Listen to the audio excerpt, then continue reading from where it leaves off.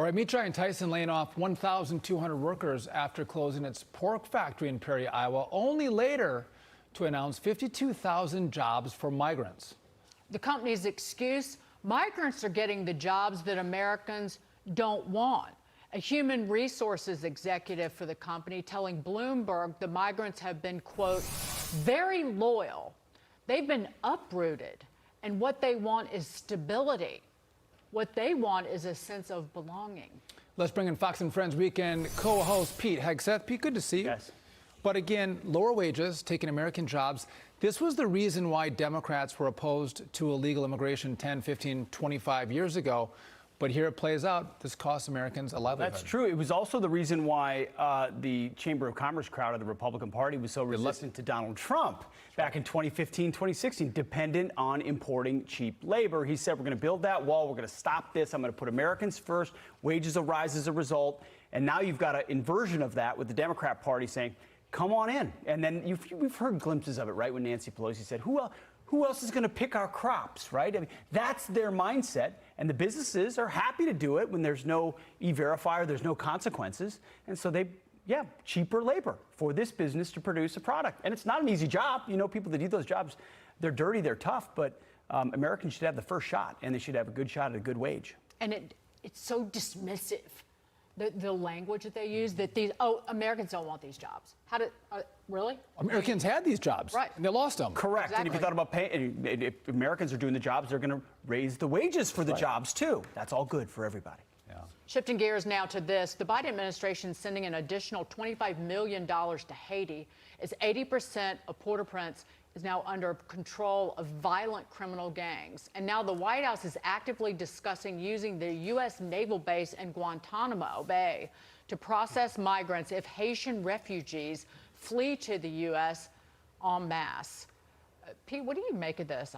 Because again, you could just pick apart the refugee part of how many more many more people are we going to? Guantanamo. I mean, I served there. If we want to use it for that, we can. There's plenty of space. They've done it in the past. Yes, Gitmo is known in the popular conscience for the detention center after 9/11, but it's long been a place where they've held folks that are fleeing via sea. That was me as a young platoon leader in 2004 at Guantanamo Bay for a year.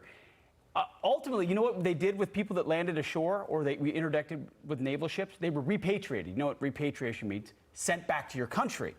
That's the difference here. Do you think the Biden administration is going to repatriate, or does Gitmo become a giant processing center by which they easily then transport them to the United States? So Gitmo would work great. Depends on how they plan to use it. And processes in air quotes because they don't really vet these people very well at all. So when I read this next story, I immediately thought of you. Rachel and I were going to do this on a podcast. I'm like, no, we shouldn't do it unless we have someone like Pete to talk about it. So the words duty, honor, country have long inspired West Point cadets, instilling deep sentiments of service and patriotism. But the military academy has decided to drop the motto from their mission statement, instead replacing it with the words Army values. What the hell does Army values mean, Pete? Well, there are 7 Army values, which we learn in the Army. Can they change over time, though? Loyalty, duty, respect, self-service, honor, integrity, and personal courage. Can they change? Sure. Are they more nebulous when you put it in there as Army values? What could the Army's values be 10 years from now? They could be different than today. No doubt. I've talked to a lot of West Pointers about this. So West Point's saying, we didn't change the motto. So it's still duty, honor, country in the motto. We just took duty, honor, country out of our mission statement and said we're going to turn it into the Army value. You see, West Point was supposed to have the highest standards.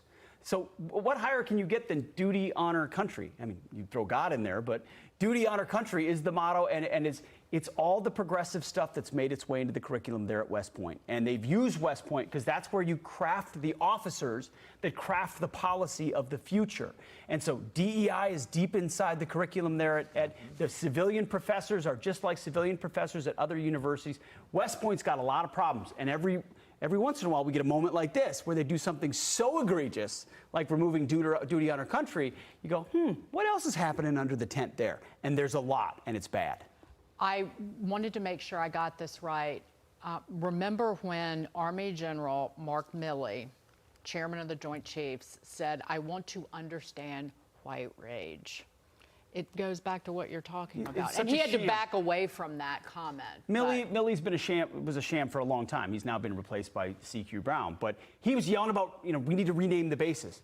Hey, Mark Milley, were they racist when you were the commander at that base? Because you were there for decades ago and it wasn't a problem. So they were kowtowing to politicians for a long time.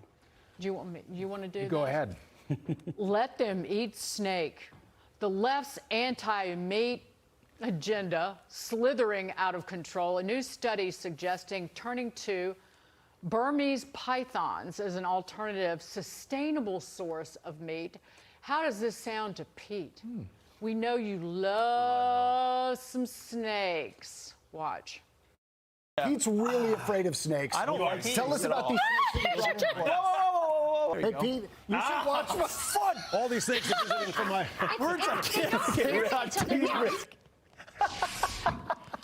We just doing this story because we wanted to play that video of Thank you, guys. you. The least masculine moment I've had. I don't like snakes, but I'll We tell you saw this. that. But I tell you, if they taste good, I'm in.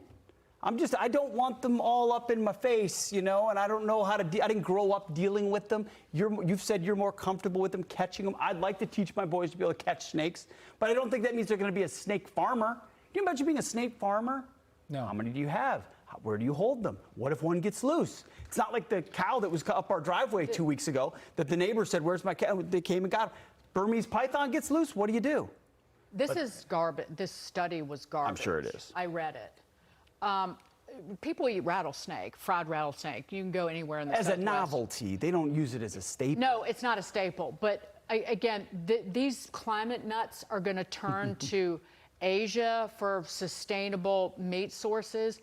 They eat dogs. People farm dogs for meat. They just banned dog farming in South Korea. Oh, and that doesn't go into effect till 3 years from now. Listen, but snake might taste good. Yeah. But we want to take away my chicken and my beef and replace it with snake. Now I got a problem. 'Cause That's you it. Took away my choice. That's 100% right. But in the meantime, snakes on a plate. Let's do it. Go catch them in your backyard. No, no, Not doing it. Hey, you want to catch some Burmese pythons? You go down there in the Everglades. They got big old problems because people dump their pets in the Everglades, and they're no natural predators, so they've grown. They're like 100 pounds and 19 feet long. I'm good. Pete Hegseth, thank you so much for Good to being see you here. guys. Good to Thank see you. you. Fox and Friends tomorrow morning. We'll see you in the My morning. wife.